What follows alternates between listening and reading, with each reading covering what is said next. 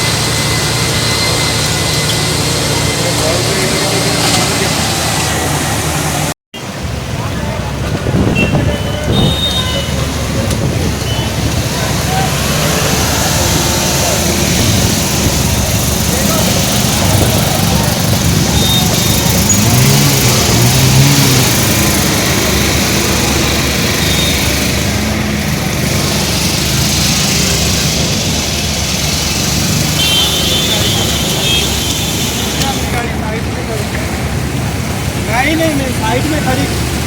हाँ, हो रही है। मैं अपनी गाड़ी साइड में खड़ी करके